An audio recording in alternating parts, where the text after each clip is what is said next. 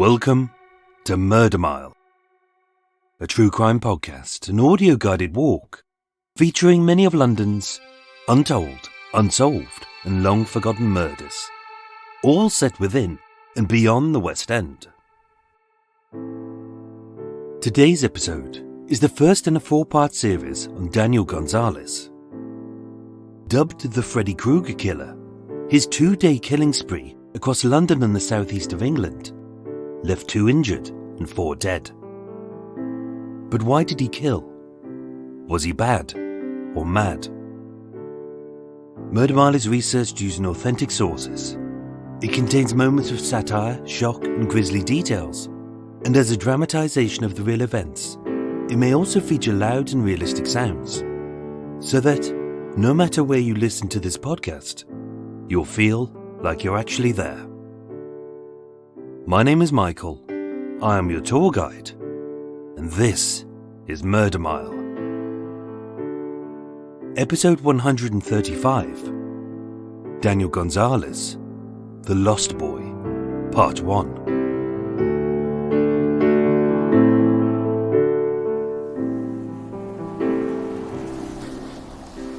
Today, I'm standing in Tottenham Court Road Tube Station, W1. 1 street west of the Denmark Place fire, 1 street north of the murder or suicide of Freddie Mills, 1 street south of the corner house killer, and a few streets north of the diminished responsibility of Joe Ganane. Coming soon to Murder Mile. Under St Giles Circus, at the junction of Oxford Street, Charing Cross Road and New Oxford Street, sits the Tottenham Court Road Tube Station. Opened in 1900 as part of the Central London Railway, TCR intersects the Central Line, the Northern Line and soon Crossrail, carrying almost 40 million passengers every year. Pandemic or not, a quick trip on the London Tube is a grim experience at best. With sticky seats, dirty air, and long lines of muttering morons, moaning about the next train being a whole minute away. God, it's a whole minute away! The dizzying infestation of rats running along the tunnels, where they recently rediscovered the plague, is a nice distraction. But it's no more disgusting than the lady I witnessed cutting her toenails on the train. As with much of London's public transport, it's had a sad history of disasters, terrorism and accidents. On Friday the 17th of September 2004 at 12:17 p.m, on Platform 4 of the southbound Northern Line, 24-year-old avid horror movie fan Daniel Gonzales would be arrested. Having travelled 140 miles with an 8-inch knife, a Jason Voorhees mask, and a dream of being Freddy Krueger for the day, he had left a trail of bloody bodies in his wake. And although still keen to notch up a score of 10 dead and to be hailed amongst the pantheon of infamous maniacs, his killing spree came to an unremarkable end. As always, the tabloids drooled over every lurid detail of this gory tale. About his drugs, his knives, his method, and especially the blood. Fixated on the monster behind the mask, Daniel was branded as a maniac born out of pure evil, like Freddy Krueger himself. But what they missed was the true story.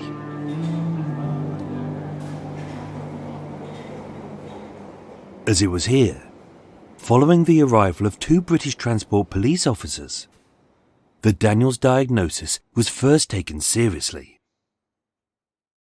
But the question would still remain. Was he bad or was he mad?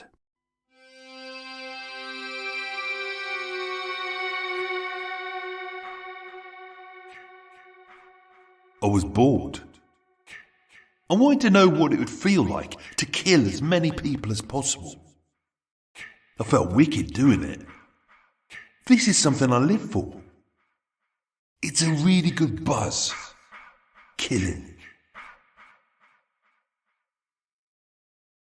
On Friday the 17th of March 2006, at the Old Bailey, Daniel Gonzales was convicted of the attempted murders of Peter King and Kumis Constantiano, and the murders of Marie Harding, Kevin Malloy, and Derek and Jean Robinson. 6 strangers chosen at random and brutally butchered without an ounce of compassion. Having deliberated for 90 minutes, the jury dismissed any notion that his crimes were guided by a mental illness. As being in his right mind, he was found guilty of murder and nothing less. Judge Anne Goddard would later state, "You have brought unspeakable misery and grief to the families of those you have killed. You killed 4 people, and on each occasion you went out to kill. You armed yourself with a knife. You chose who to kill and where to kill, in places where there would be no witnesses. In my view, this is a case where life should mean life." Daniel was sentenced to 6 life terms, 1 for each victim, with it later extended to a whole life tariff. And throughout his arrest, investigation and trial, Daniel relished in his glory and showed no remorse. Upon his conviction, Daniel's mother gave her condolences to those her son had murdered. But rightly, she criticized the injustice she had witnessed time and time again. As every time we asked for help, or Daniel did himself, we were told we would have to wait for a crisis to occur. But by then, it was too late.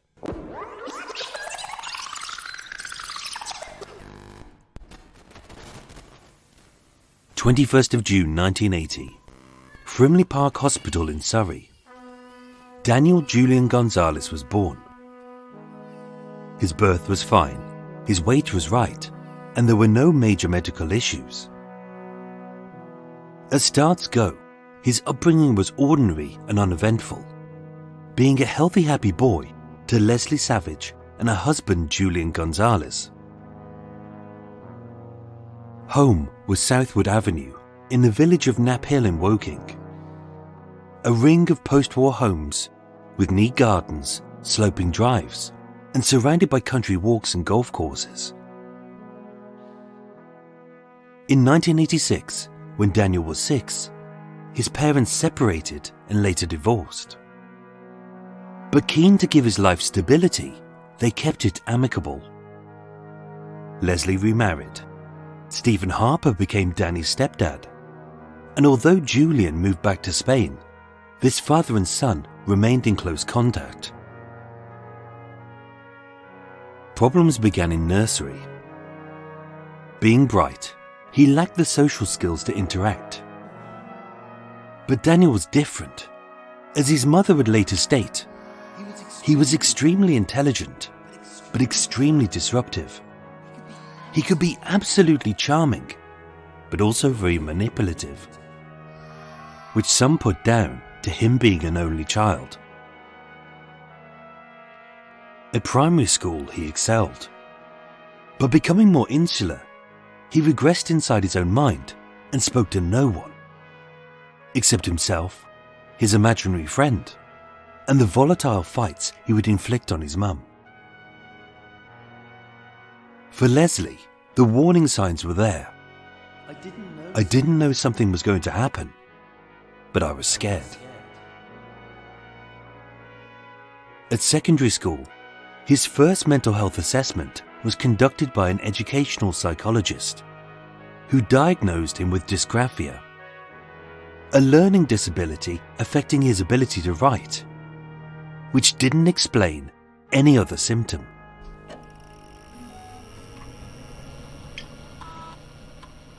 November 28th, 1996. Daniel was referred to Frimley Children's Centre in Camberley, but he wasn't given a psychiatric assessment at that time. Instead, he was seen by a social worker. It's easy to dismiss his doctors as incompetent. But as an inquest would later state, his illness was atypical, and the lack of acute episodes or consistent symptoms made diagnosis difficult. In his teens, he was troubled, but he wasn't a monster. He had issues, but he could be as ordinary as any other boy, which is why the murder trial revolved around one important question. Was he bad or was he mad? With no routine, Daniel's mental health declined. I haven't had a job in 4 years. I haven't had a girlfriend in ages. I couldn't handle growing up to be a man. I just couldn't take it anymore. In 1997, he had 2 attempts at employment organised by his mum, a job in a bank and a Blockbuster Video. But the longest lasted a week, as he couldn't concentrate and often got exasperated and angry. To fill his hours of solitude, as many teens do, he played football by himself, he glared at his PlayStation from dawn till dusk, and he took recreational drugs like cannabis. As he said, it kept him calm. But years later, as his need grew, he began to abuse skunk, LSD, ecstasy, cocaine, and amphetamines. With music and movies often blamed for the downfall of youth, Daniel listened to doomcore, a dark ultra-fast techno full of violent themes, sinister tones, and a heart-paralyzing 500 beats a minute. As well as watching slasher films like Nightmare on Elm Street, Friday the 13th, and Halloween, where a masked knife-wielding essence of evil stalks his screaming victims. But then again, who doesn't have an unhealthy obsession? Age 16, he committed his first criminal offences, including shoplifting and assault, during which he bit a bus driver's ear. In October 1997, he was placed on a 2-year probation order, and having said that he was hearing voices, he was sent to a drugs counsellor. But unable to diagnose his condition, they resorted to clinical default, and Daniel's symptoms were blamed on a drug-induced psychosis. In April 1997, with his exasperated mother struggling to cope with a fully grown, physically strong, and wildly unpredictable son, being at her wit's end and with very little help from mental health services, Leslie took a brave decision. She placed her son with Mr. and Mrs. Sloan, a foster family who were trained to deal with his psychotic behaviour. And later, he was placed with a new carer called Steve Price, who informed every necessary department that Daniel was at potential high risk of violence and/or suicide.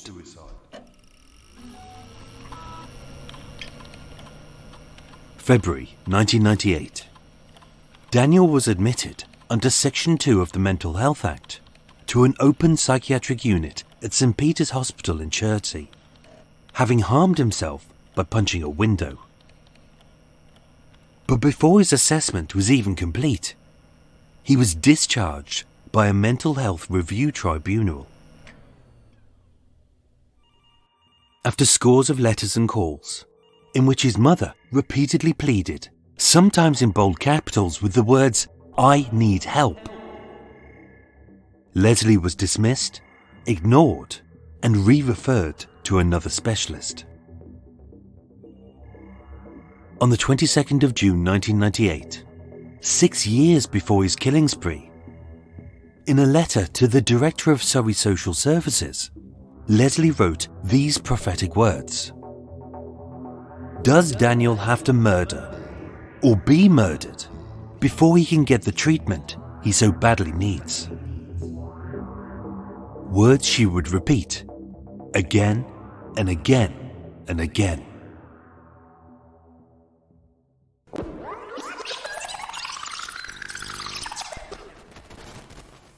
Wednesday the 15th of September 2004. Day 1. Victim 1.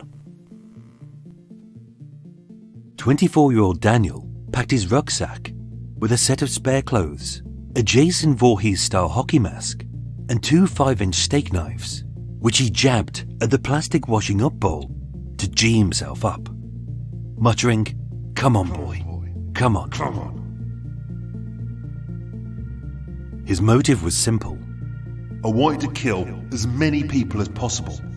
As many as 10. And to see himself in the Serial Killer Hall of Fame. And as the prosecutor would later state, because of the callous person he is, it was his personality that led him to kill, not a cocktail of drugs and alcohol. At 9 a.m, Daniel left Southwood Avenue, hopped on a bus at Knaphill High Street to Woking Station, caught a train to Portsmouth Harbour, travelled 49 miles south and got off at Hillsea, a coastal district at Portsea Island. Leaving the train at about 11:20 a.m, he walked 1 mile northwest to Hillsea Lines, a 19th century gun emplacement along Portsbridge Creek, a lush woodland full of leafy canopies, dark gullies and narrow paths. 11:40 a.m. With his heart pounding, a steak knife gripped in his sweaty palm, and the 4 familiar voices inside his head spitting words, which he described as a drip, drip, drip, like water torture, each telling him to kill, kill, kill, kill. His dream of becoming Freddy Krueger for the day was about to become his reality. Peter and Janice King were a couple in their 60s taking their dog for a walk. But to Daniel, their names were unimportant, as all they represented were the first 2 notches on his serial killer scorecard. Daniel entered the path, the knife at his side. And like his horror movie heroes, he stalked, he was silent, and then he struck. With the voices screaming, Daniel lunged at Peter's face with the 5-inch blade, slashing wildly as he wailed, "I'm gonna kill you," at the unarmed man. Only Daniel was not the epitome of pure evil like Halloween's Michael Myers, as his slashes were fast but badly aimed, striking Peter's chin but not his neck. And although 3 times his attacker's age, seizing his chance, Peter grabbed Daniel's hand and the 2 tumbled into the undergrowth, only for Daniel to drop the knife and flee, shouting, "Sorry, I'm a schizophrenic. I can't help it," as he ran. Peter was taken to hospital. He received several stitches and was released later that day. The police attended the scene. They found the knife, but the fingerprints matched no one on their system. And as for Daniel's fantasy of becoming a serial killer, it came crashing down to earth with the voices silenced and his face smacking hard on the concrete of reality.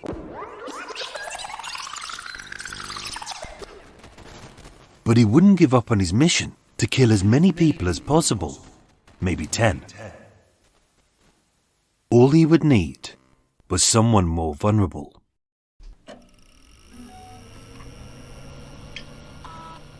September 14th, 1998.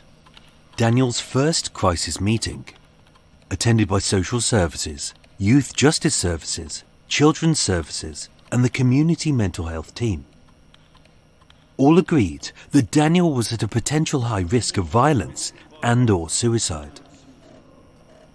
But a psychiatrist would state, "I felt that he was probably psychotic, but I didn't think that he was sectionable because of his lucidity and his lack of delusions." 5 days later, Daniel was sectioned. From the 28th of September 1998 to the 14th of April 1999, Daniel was committed to the Oak Tree Psychiatric Clinic under Section 3 of the Mental Health Act, but later Sections 35, 36, 37 and 136, having beaten himself over the head with a saucepan. With his behaviour described as like a wild animal in a cage. Daniel was diagnosed with paranoid schizophrenia, treated with antipsychotic drugs, and opened up about the 4 voices in his head, who told him what to do, how to do it, when to do it, and why. They each had a name and their own personality. There was Katrina, Misha, Melinda, and Jenny Bean. His mother had seen it herself. I knew he could see someone because he would look at them and talk. I would say, "Daniel, what are you doing? Who are you talking to?" But he would always deny it. Over the last 2 years, Daniel had been diagnosed with 4 separate conditions, supervised by 7 different doctors, repeatedly sectioned, discharged, referred, and trialed on a cocktail of psychiatric drugs. But finally, having been diagnosed as a paranoid schizophrenic, he was given the right medication, counselling, and regular support. He was weaned off recreational drugs, and he was making progress. Only once he was discharged, that consistency ceased. In his own words, Daniel told an inquest, "To have proper care, you need a doctor to follow your path and to cross-examine you thoroughly. If I was seeing someone 2 or 3 times a week, at least that's something." But he wasn't. As Leslie reiterated, despite our pleas, Daniel was left without the support he so desperately needed. We did meet individual, decent, caring professionals who were dedicated and hard-working, but even they could not sustain any support over time, as Daniel was moved from one service to another. As for his medication, they tempered the voices and delusions, but every drug comes with side effects. These would include agitation, tremors, and muscle rigidity, which some patients describe as like living in a cocoon, barely alive, and to some, is like being in hell.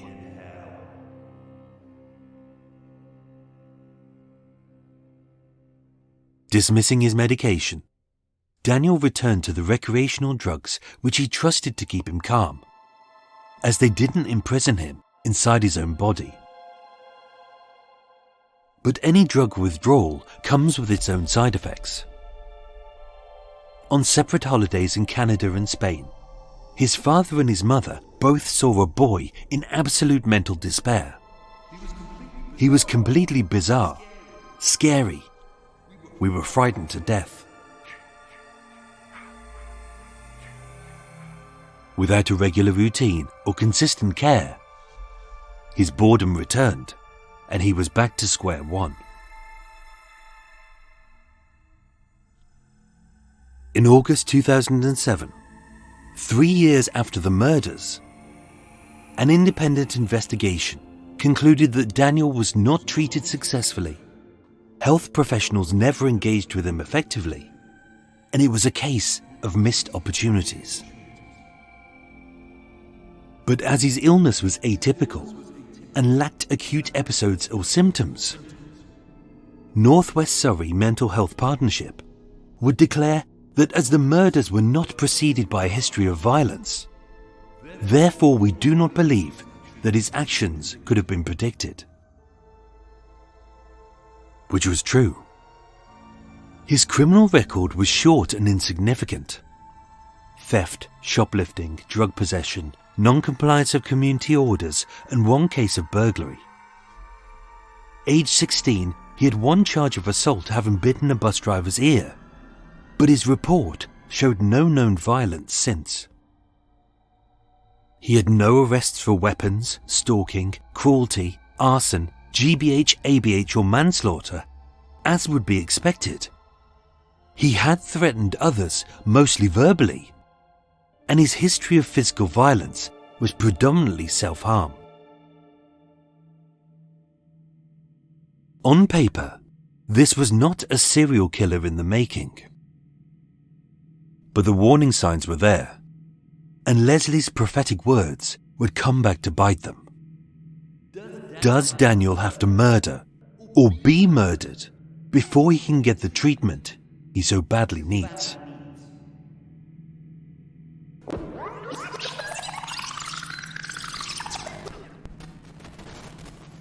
Wednesday the 15th of September 2004. Day 1. Victim 2. As detectives swarmed Hillsea Lines to investigate the motiveless stabbing of Peter King, Daniel caught the train to Fishergate, 43 miles east along the English south coast, and walked 2 miles northwest to Thunder's Barrow Hill, a beauty spot of open fields and shrouded woods, on the edge of the Highdown residential estate. As before, he stood, he watched, and he waited. I went to the first place I could go to kill someone. But having been overpowered by his first victim, now he would wait for someone more vulnerable.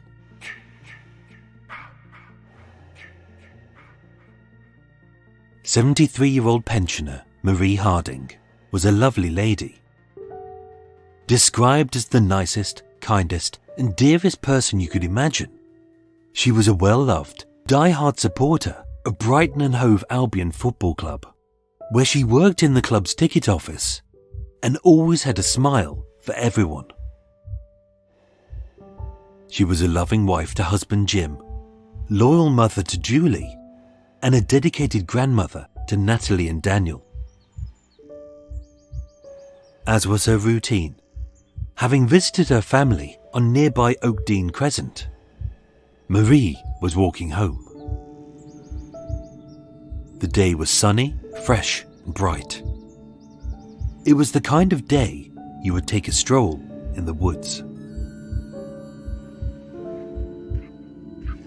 With his heart pounding, a steak knife in his palm, and the drip, drip, drip of 4 sinister voices splitting his head like water torture, as the small frail lady tottered onto the secluded path, donning an ominous white hockey mask, just like his horror movie hero. From behind, he stalked, was silent, and then he struck.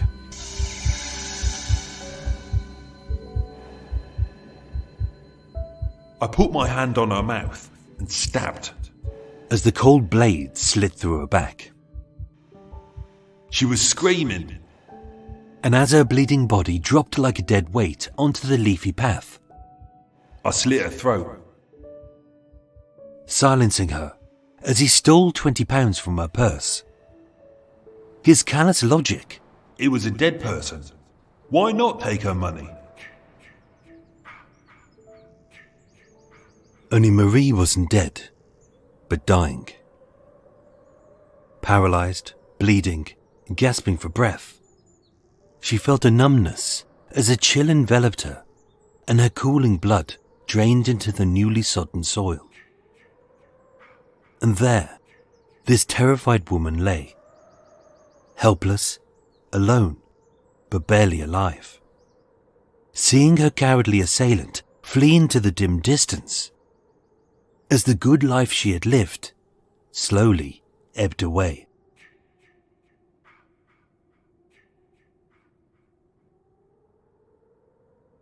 At 4:20 p.m, a dog walker found the body of Marie Harding. But to Daniel, her name meant nothing. She was just a number. His first notch on the scoreboard, and his place in serial killer infamy.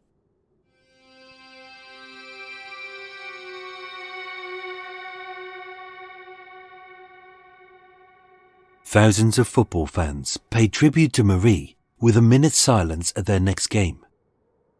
Her family were devastated. Her town was in disbelief, and the police were at a loss. With no witnesses, no weapon, and very little forensics, all they had was a senseless killing by an unknown assailant, similar to the attack on Peter King, for which they had no suspect who matched the fingerprints or description. There was no denying Daniel Gonzales did commit this murder. At his trial, evidence included CCTV footage of his journeys, the tickets and travel cards he had purchased, his hockey mask, which was spattered with Marie's DNA. He made a full confession, and a key piece of evidence used to convict him was his diary.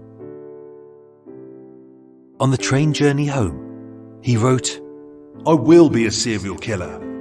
I mean it. I promise. I will be a serial killer.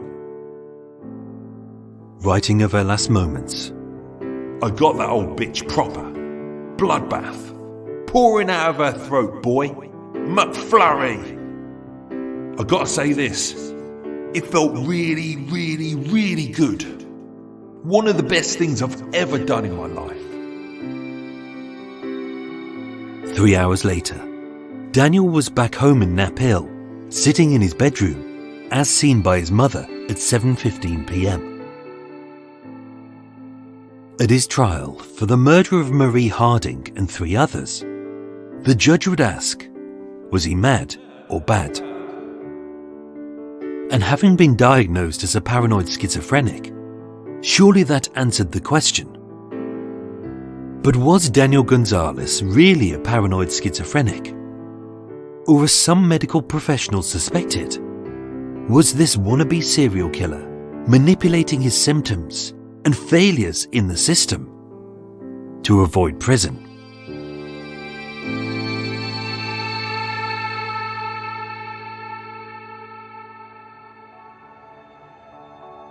Ladies and gentlemen, thank you so much for listening to Murder Mile. That was part 1 of 4 of Daniel Gonzales, The Lost Boy. As always, if you enjoyed that episode, stay tuned after the break for some cake, a cuppa, some waffle, and lots of extra details about this case. But before that, a true crime promo. Ooh! Something is creeping in, don't follow it down. 24 hours ago, I found out the person that I've been dating for the last 6 months is a con man. That is my sister Emma. Andrew Tonks's lies had been so convincing, she'd invested $300,000 with him. However, the tables were about to turn on Andrew. What he didn't know was that Emma had discovered his real identity. But to get any chance of justice, Emma had to act like it was business as usual. Coming up in this series, and that's when murder, all this stuff goes through my mind. I'm really, really scared. I'm assuming Sarah has watched too much Netflix and figures I've been defrauding you. Couldn't be further from the truth. That's what this was, a real-life story that seems so unbelievable, but it was actually true.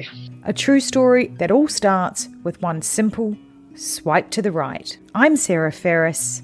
And I'm Emma Ferris, and this is my story, Conning the Con.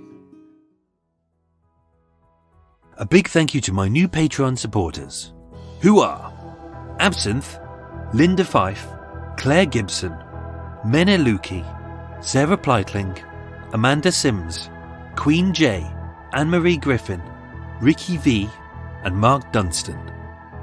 I thank you, the Coots thank you, and even the Greedy Swans thank you. Plus a thank you to everyone who shares a link to Murder Mile on social media. It's not easy being a tiny little handmade independent podcast trying to compete with the big corporate giants who can afford to spend millions on advertising. So every personal recommendation is very much appreciated. Murder Mile was researched, written and performed by myself, with the main musical themes written and performed by Eric Stein and John Books of Cult With No Name. Thank you for listening, and sleep well.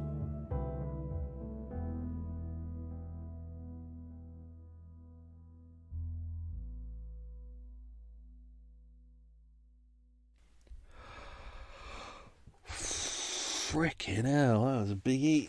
Oh, dear Lord. Oh, cripes and lordy. Oh, you can tell it may only have been 3 weeks since I've recorded an episode, but cripes.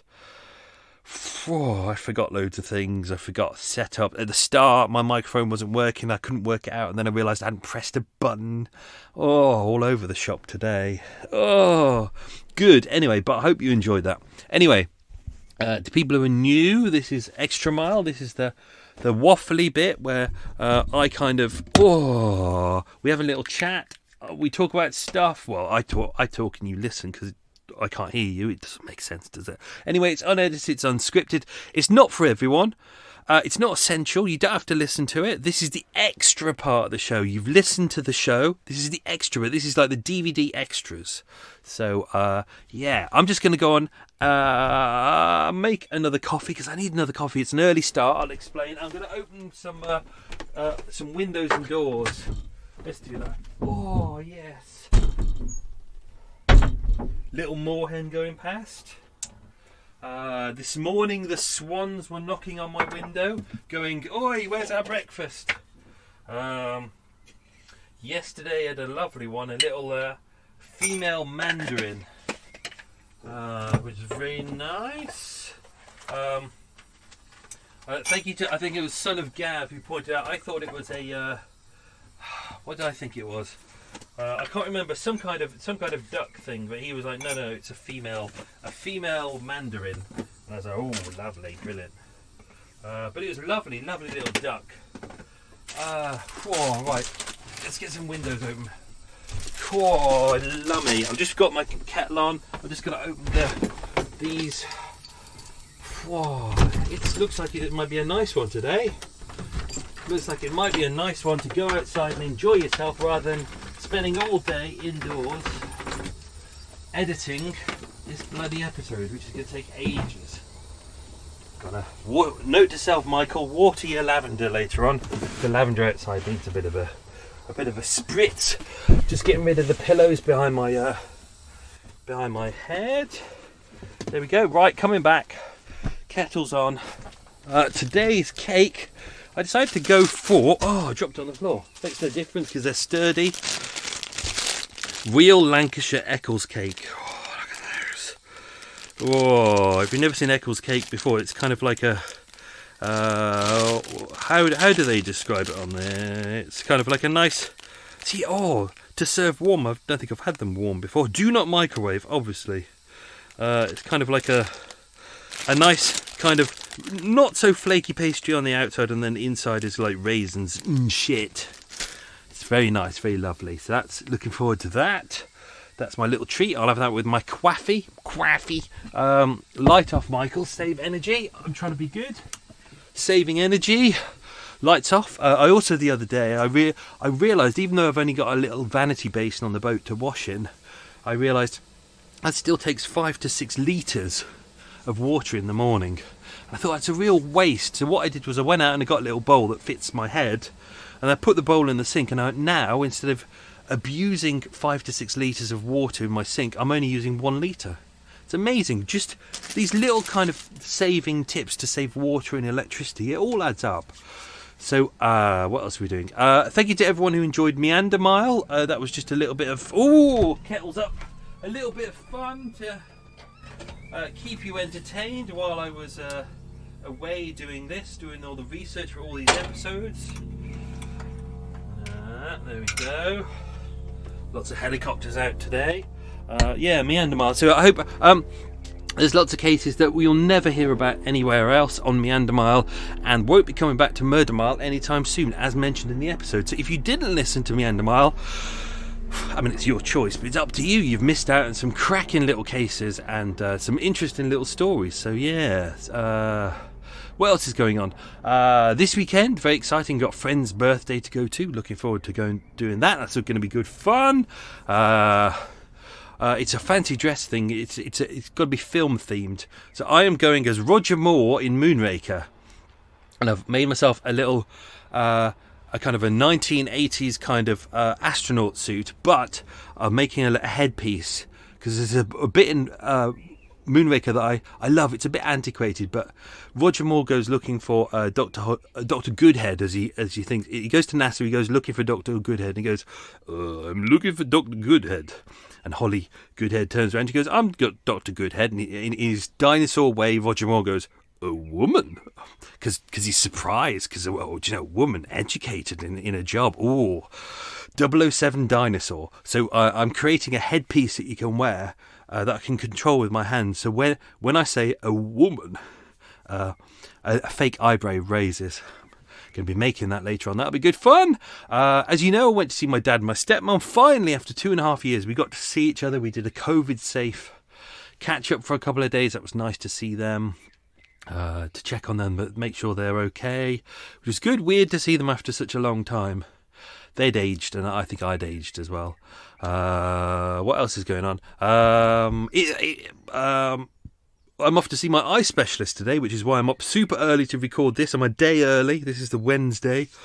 I'm recording this. Because of lockdown, my eyes, because I have a degenerative eye condition, my eye specialist kind of quite rightly retired during the first lockdown. So I haven't had an eye specialist for about a year, but I decided to go private. I was like, fuck it, let's try private, because I couldn't get in anywhere, and I needed an absolute specialist who knew exactly what my condition was. So I thought, well, let's try private. Let's see if they can get me in. They got me in with a week. They did all the tests. They referred me to a specialist in my condition. I got my notes within like 2 days. The other specialist got in contact within a day after that. And then he was like, when do you want to come in? I was like, as soon as. He was like, great, I'll get you in next week. So I'm in today, 2-hour appointment. Brilliant. And he's already kind of said what potential things that we can do. So it's very exciting, and it's not that expensive. I was surprised. And they don't seem to be palming me off with unnecessary stuff, which was what I worried about with private, because I thought they're going to make money. But both specialists I've chatted to have been like, you don't need this, you don't need that. I think everything's fine. So it's, yeah, very exciting. What else is going on? Murder Mile Walk starts this Sunday.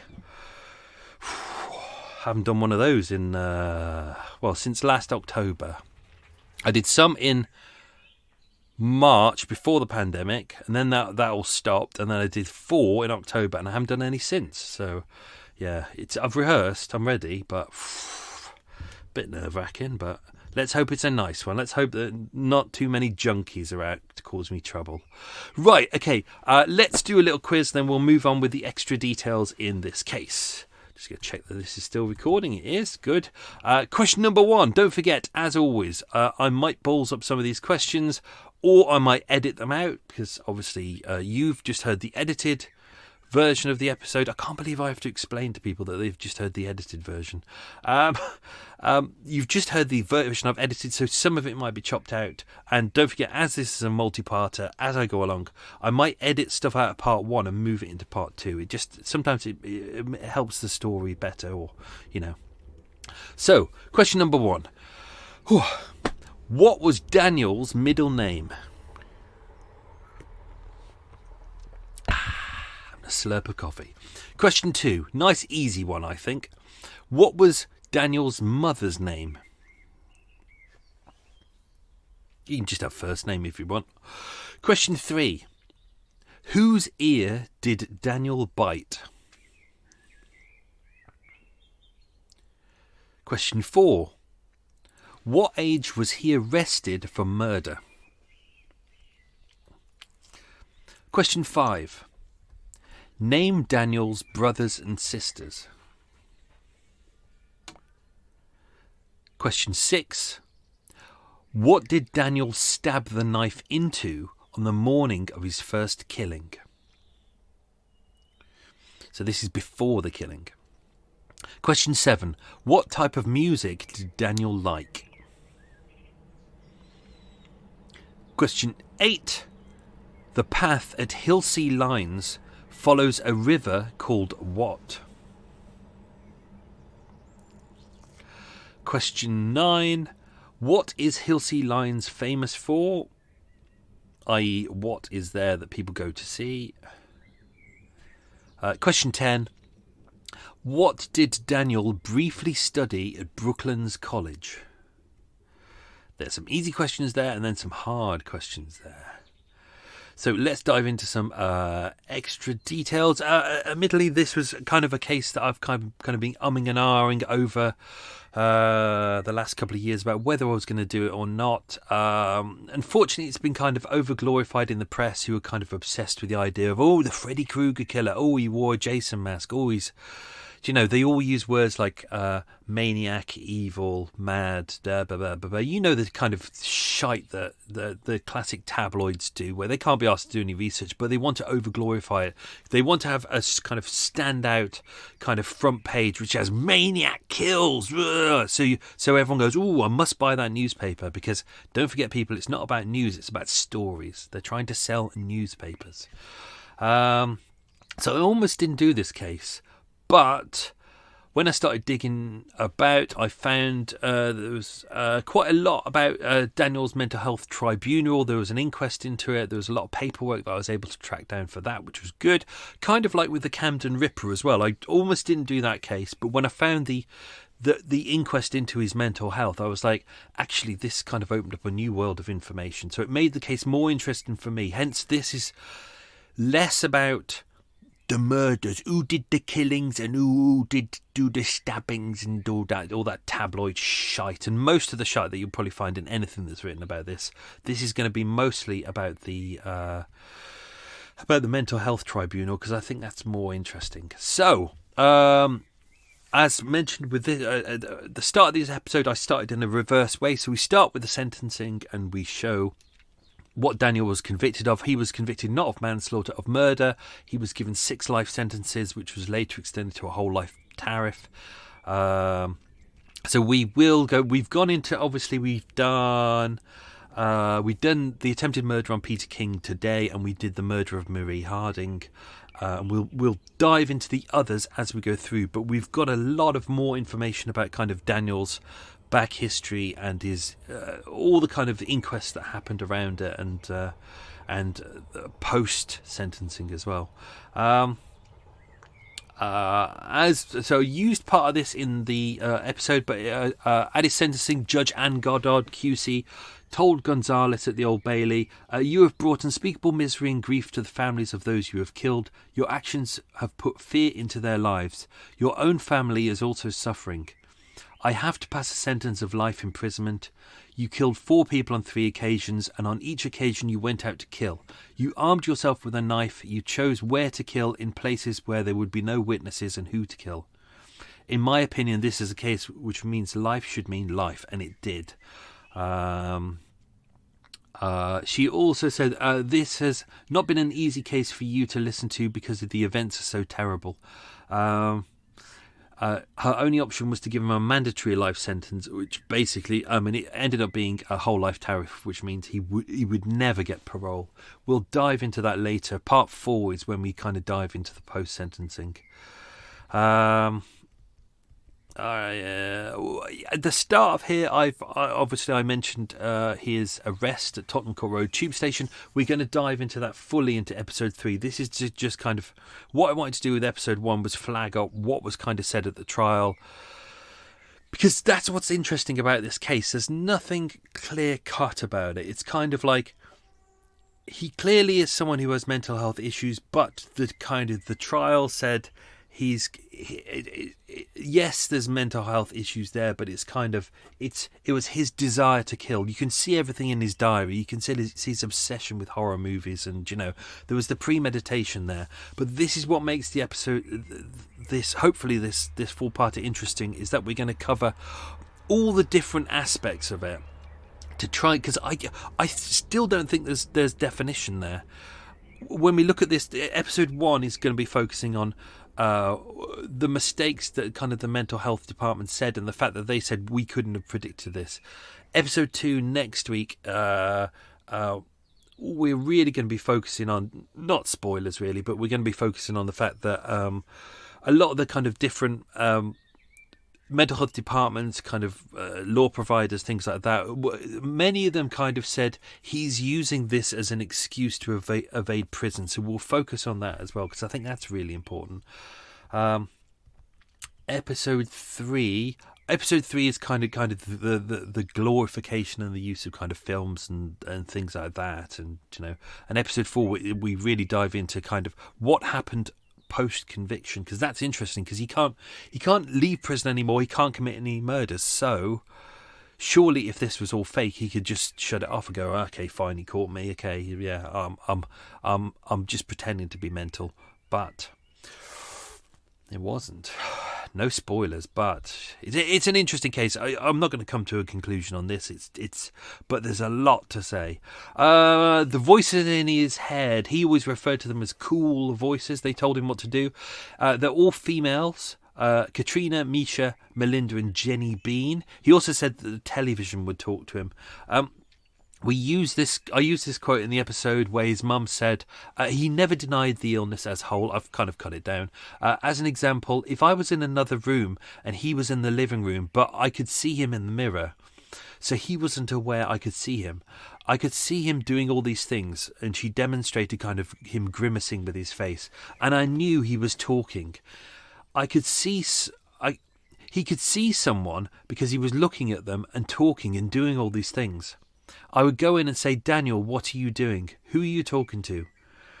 He would say, I wasn't talking to anybody. It was just a joke, I remembered.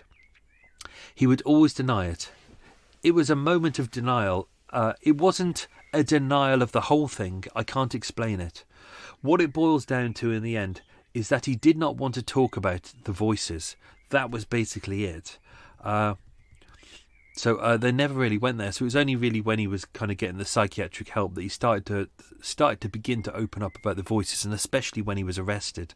The arrests, we're going to cover that a lot in episode 3, because that's kind of when he was arrested and when he was questioned by the police, and that's when he started opening up about things. But it's interesting. It's I don't want to give too much away, but it's kind of you can. It's hard to decide who he is and what he's about. As mentioned in the episode, he had a couple of holidays with his family. His dad lived in Spain, so they went on holiday in May 1999 to see his dad for about 2 or 3 months, I believe. And another holiday in August. Now, he was off his medications at that point, but he'd started going back onto recreational drugs. But the problem is, when he went on holiday, he didn't have access to... obviously, he wasn't using his medication, but he couldn't get access to recreational drugs as well. And this is what his dad and his mum and also his grandmother saw at this moment. His mum said, certainly we knew 100% that he didn't have access to drugs. This is when he was on holiday. She said that there. When we went on holiday, he was completely bizarre, scary. We were frightened to death. In Canada at one time, we took him on holiday, and I didn't know at the time, he was definitely psychotic. Now, the problem is, getting your treatment, it is kind of a two-way street. Doctors can book you in for things, but you need to be kind of attending these appointments and facilitating as much yourself as well. And the problem with Daniel, he kind of saw that recreational drugs was his way to kind of control it. As mentioned in there, he didn't like the fact that he was on what they call old traditional depot antipsychotics, which basically it's a slow release injection that they put it into your system, and it slowly releases through your system as opposed to just taking drugs on a regular basis. But the problem is, a lot of these drugs, as mentioned, have kind of really bad side effects. Drooling, numbness, nausea, muscle rigidity, twitching. You may kind of feel better on the inside, but on the outside your body is just it looks a mess, and it is a mess. So as he was not staying on those drugs and moving on to recreational drugs, he stopped having kind of a regular routine. They said over the next few years, so between 1999 and 2004, which we'll dive into probably more next week, he received really inconsistent care. He stopped and started treatments. He failed to turn up for appointments. And as mentioned, he was given conflicting diagnosis throughout and was pretty much left to fend for himself. As his mum would say, we tried and tried to get treatment, but we never got what we needed. It makes me so angry. It's like warning someone to wear a bike helmet before an accident. You want to say, "I told you so." I'm not going to go into that bit because we'll probably use that last time. As mentioned, his mum repeatedly said every time we asked for help, we were told we would have to wait for a crisis to occur before he could get the help he needed. I did not know something dreadful was going to happen, but I was scared. This seems to be a consistent thing throughout, that she's constantly saying, you know, this is what makes, I think, it quite interesting at the start is, you know, the papers go, oh, do you know, he had access to knives. He didn't have access. Well, he didn't have knives. They were his mother's knives that he got from the kitchen drawer. And they go, oh, he had a Jason mask. Oh, he liked horror movies. Oh, he liked doomcore. Oh, he had all these different kind of drugs. And they go, well, everyone should have seen that he was a serial killer. But look at his past. Look at what's in there. Do you know, he's got minor convictions for shoplifting. Do you know, he's got minor convictions for, I think he has one for burglary, which we'll go into next week, but that's much later. His convictions are minor. He doesn't really have assault. He has verbal abuse, some self-harming against himself, but he doesn't have a history of kind of going out and committing random acts of violence. He doesn't go, you know, there's criminal damage in there, but it's not to people. So, do you know, it's easy for the press to go, oh, well, you could see he was a serial killer. No, you couldn't. It's not there. It's if you take some of the information and you separate it and you go, oh, let's use just this bit, but not those bits. Yes, you could say, yes, you could go, oh, look, it's clear. But I'm not trying to help out the mental health services here, but when you've been through kind of the various psychiatric institutions and you've seen various people in there, you can see some people and go, wow, do you know, they have the potential to potentially be, do you know, maybe serial killers or murderers or things like that. But with Daniel, it's just not there. There's just nothing right at the start that says he's going to brutally stab people to death. He's going to slit their throats. You know, it's just not there. But unfortunately, that does happen with paranoid schizophrenics. You know, it can just take a moment. And with episode 3 as well, what we're going to do is, what I'm doing is I'm building up to the days before the first murder. So this episode we did the first murder, the next one we'll do the next one, and then we'll go on. But we'll do the 2 days before the murder, which is significant. He doesn't attack anyone, but it shows his mental state, and I think that's really important. So that'll be part 3. That's why with this story I've got kind of a lot of it's kind of fast forwarding and rewinding through time. So it's worth keeping up with this. As mentioned, I think we've kind of covered everything with the first, the attempted murder. So his mum and stepdad had gone out to work. He packed his rucksack. He put some clothes in there. Obviously, he was predicting that he was going to be blood spattered, so he got some spare clothes in there. He got his Friday the 13th style hockey mask, which on the first attack he didn't wear. And a small black-handled steak knife about 5 inches long. There were 2 of them, in fact, which he got from his mother's kitchen drawer. So he doesn't have his own knives, which you would kind of expect. If he had a history of kind of violence and things like that, you'd expect him to have his own knives. They're not difficult to get. Why he went to Hilsea, we quite don't know. Whether he went there before, it's a remote place. I mean, I'd heard of it, but I'd never been there, and I had to double check where it was on the map. Do you know, why did he go there? We really don't know. Did he visit there kind of as a kid? These places are just so random. Even though he said he prepared for it, it just doesn't make sense. It's like, if he wanted to kill a lot of people, why not just go into the centre of London with a knife and start stabbing? Why didn't he go into Woking, the nearest town to him? You know, he went all the way down to the south coast. He went to Hilsea, but he was on his way to Portsmouth. Why not just go to Portsmouth? You know, a lot of this doesn't make sense. This is also something that we're going to be diving in later on as well. I think we've kind of covered everything with Peter and Janice King. That was the first attempted murder. as mentioned, he was grossly overpowered with this. This just shows, he decided to pick someone who he thought was kind of elderly. This guy was kind of, only really 61. He was out taking a walk with his knife.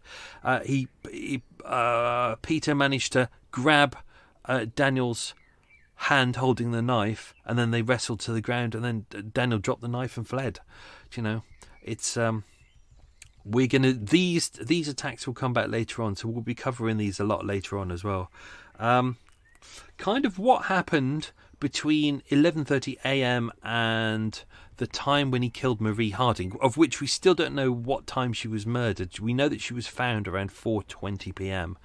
But it was never really stated what time they predict that she was murdered, because she was bleeding to death. They don't quite know what time exactly she was attacked. It could have been anywhere between kind of like 12 and 3ish. We know that Daniel made it back home at 7:15. He was in his bedroom, and the journey back from Highdown, which is where he was, to his home is about 3 hours. So it must have been pre 4 o'clock, because she was found about 3:20. We will return to some more about this. I'm not going to cover too much about this. We'll cover back in later episodes about his diary as well. I'm just being cautious not to tell you too much at the moment, because, there's a lot of details which will be coming back to again and again. And because I haven't written episodes parts 2, 3, and 4, I don't want to kind of balls things up now by telling you stuff that will kind of be, I don't want it to be a spoiler. But his diary is really important. It's kind of interesting that he did keep a diary. And I think that this was really used as part of the key evidence in his trial, showing his motivation, that he did want to be a serial killer, that he wanted to try and kill up to 10 people, that he had got a knife, that, his thoughts, there was no compassion shown by him throughout any of this. So you can see why he was charged with murder as opposed to manslaughter, and, why they said, this was all premeditation, you did this. Therefore, you're going to go to prison for the rest of your life. Slurp of coffee. What did I put in there? That tasted a bit weird. I think that's it. I think that's all I'm going to tell you on this episode. Let's do the answers to the questions. And then I can start editing, and then head off on a lovely day, head off to my eye appointment. Ooh, joy.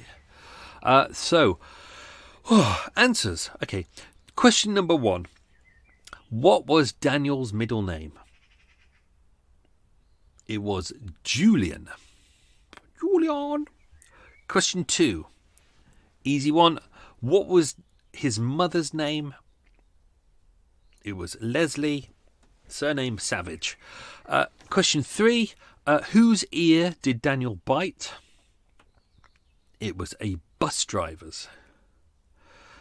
Question 4. What age was he when he was arrested for murder? 24. Question 5. Name his brothers and sisters. That was a trick question. He was an only child. Question 6. What did Daniel stab the knife into on the morning before his first killing? It was a washing up bowl. Question 7. What type of music did Daniel like? He liked doomcore. This is something that the press love going on about. They go, he listened to doomcore, and it's full of all dangerous themes, and the beats like house music has beats of like 120 beats a minute, but this is like 500. Oh God! Therefore he must be evil. Twats. I'm sorry, I just hate this generic kind of shite when people use words like evil, mad, maniac. I think it's lazy. I think anyone who uses that just can't be asked to do the research into the background, to go ask the questions, why is this person doing what they do? If you just say lazy, bad, evil, mad, fucking forget it. You're not a true crime fan. You're just the kind of person who reads tabloid shit. Ugh, sorry. Question 8. The path at Hillsea Lines follows a river called what? It's called Portsbridge Creek. Question 9. What is Hilsey Lyons famous for? It's a 19th century gun emplacement. And question 10. What did Daniel briefly study at Brooklands College? It was Spanish and drama. Although possibly I've edited that bit out because it may not be important. Good, that's me done. Hope you enjoyed that. That was a bit of fun. God, I've got a lot to edit. That was a really long one. Hope you enjoyed that. We shall be back next week with part 2 of 4. There's 15 episodes in this season. This part of the season, unlike people like Wondery who only have 6 to 8 parts in their season, Murder Mile has a whole year, but broken up by little bits to do me a little bit of research. So there's 15 bits in here, and then I'll do a kind of a 3-parter in kind of middle of October as a break to give me a chance to do the rest, and then we'll end with 8 episodes, and probably a big 4-parter as well. So which I'm researching at the moment. So. Hope you enjoyed that. That's the end of Murder Mile. Have a good day. Stay safe. Be good. Lots of love. Stay safe. Bye-bye.